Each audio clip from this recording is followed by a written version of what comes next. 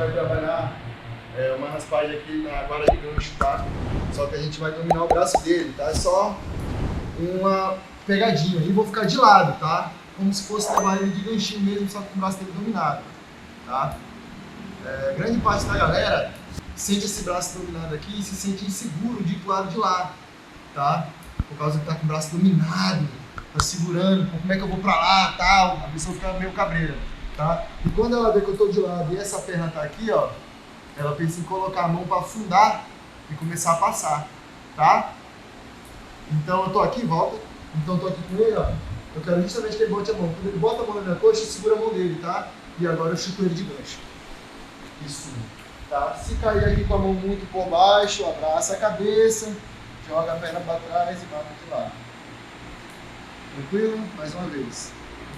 Bem simples, tá, galera? Vai bem levinho. Então, ó, dominei o braço dele, posso estar dominando cruzado, dominando aqui, ó, e cair de lado, tá? Então eu tô aqui com ele, ele se sente aqui, esse lado aqui ele sente como se estivesse perigoso.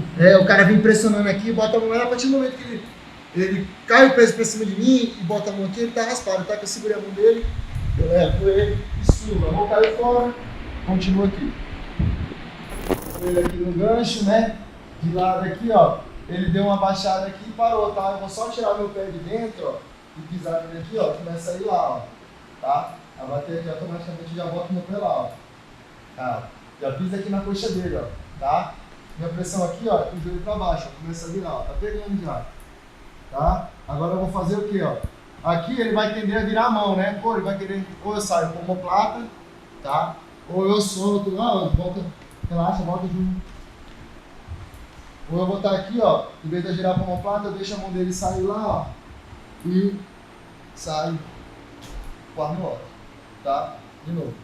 Tô aqui com ele, ó, tá? Eu tiro meu pé, ó, e abato ele lá, ó, tá?